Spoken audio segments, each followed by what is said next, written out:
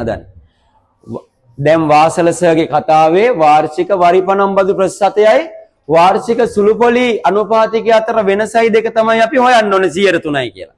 එතකොට වාර්ෂික වරිපණම් බදු මුදල බලන්න කාර්තුවකට තියෙන අගය 4ෙන් ගුණ කරන්න ඕනේ. එතකොට ඒක 6000යි. එතකොට තක්සේරු වටිනාකම 1,20,000යි. ඒ 1,20,000න් 6000 නම් 100ට කීයද?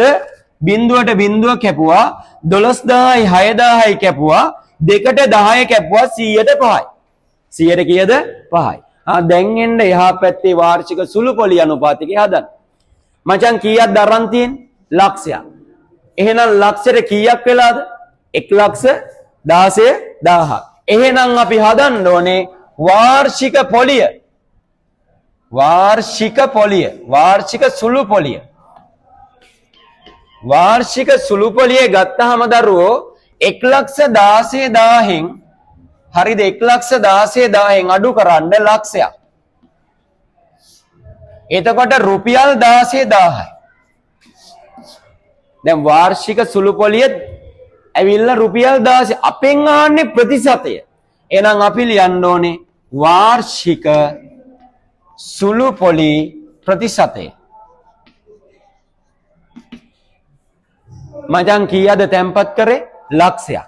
ඒ ලක්ෂෙන් 16,000ක් තමයි මචං පොලිය.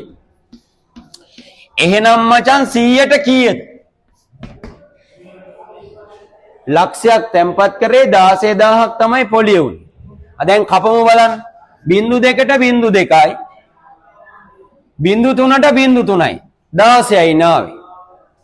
16යි නාවේනේ. 16යි නාවේ. මෙතන අපෙන් පොඩි වැරද්දක් වුණා. වැරද්ද තමයි මම දැන් පෙන්වන්න යන්නේ. දැන් බලපන් ඕක ඉරක් ගහපන්. හරිද? 1,16,000 වසර දෙකකට 1,16,000 කියන වසර කීයකටද? දෙකකට. එහෙනම් මෙතෙන්ට 16,000ද දාන්න ඕනේ. මේ වාර්ෂික පොලිය කියන එක ගද්දි පුතා මේක දෙකට බෙදලා ගන්න ඕනේ 8,000යි.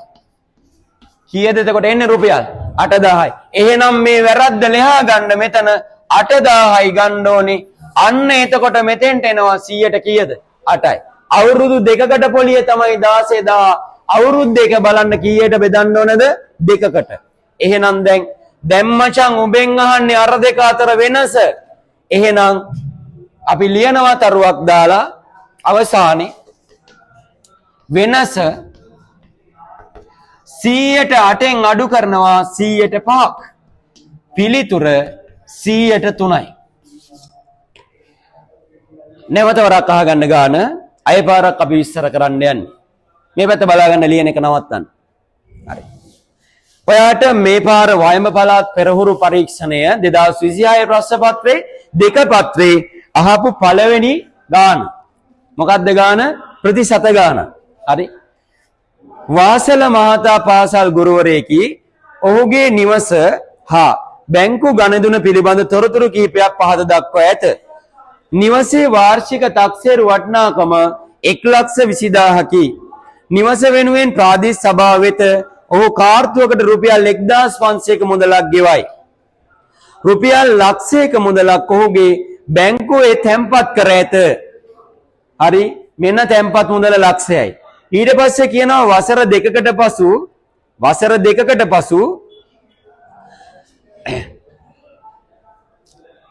බැංකුවේ වාර්ෂික සුළුපොලි අනුපාතික යටතේ ගෙවන අතර වසර දෙකකට පසුව බැංකුවේ ඔහු සතු මුදල 1,16,000යි.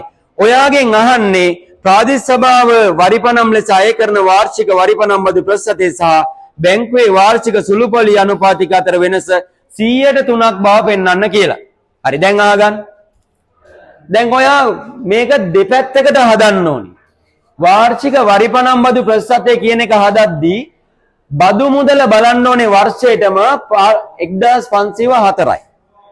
ඊළඟට ඔයා බලන්න ඕනේ වාර්ෂික වරිපණම් බදු ප්‍රතිශතය. එහෙනම් 1,20,000න් 6,000 නම් 100ට කීයද? මොකද තක්සේරු වටිනාකම 1,20,000යි.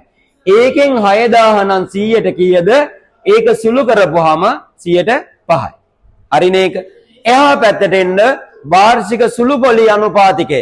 මුලින්ම හදන්න ඕනේ සුළුපොලිය කීයද කියලා. දැන් මචං 1,16,000යි ඔක්කොම ටික පොලියත් එක්ක. අරන් තියෙන්නේ ලක්ෂයයි. එහෙනම් අවුරුදු දෙකටම පොලිය රුපියල් 16,000යි. අවුරුදු දෙකටම 16,000 නම් එක අවුරුද්දකට කීයද? 8,000. එහෙනම් පොලි ප්‍රතිශතය හදන්නේ දරුවෝ තැම්පත් කළ මුදල ලක්ෂයයි. ලක්ෂයෙන් 8,000යි නම් 100ට කීයද? 0.2 කැපුණා 0.3 කැපුණා 100ට 8යි. දැන් අහන්නේ ඔබෙන් මොකක්ද? දෙකේ වෙනස. දෙකේ වෙනස 100ට 3 බව පෙන්වන්න. එහෙනම් දෙකේ වෙනස අරයා 8යි මෙයා 5යි 8න් 5ක් අඩු වුණාම 3යි. ඔන්න ඕක තමයි මේ පාර වයඹ පළාත් අධ්‍යාපන දෙපාර්තමේන්තුව 2026 පෙරවරු පරීක්ෂණ 11 වසරෙන් අහලා තියෙන්නේ. නේද? මේක ඉතින් තවත් ක්‍රම කිහිපයකට හදන්න පුළුවන්. හැබැයි මේකේ දෙපැත්තකට මේ පැත්තේ වෙන්න මේ පැත්තේ මෙන්න වෙනස වෙන්න ගාන හරි. හරිනේ. හදා ගන්න දරුවෝ එහෙනම් ගාන ටක් ගාලා ඇදුවා.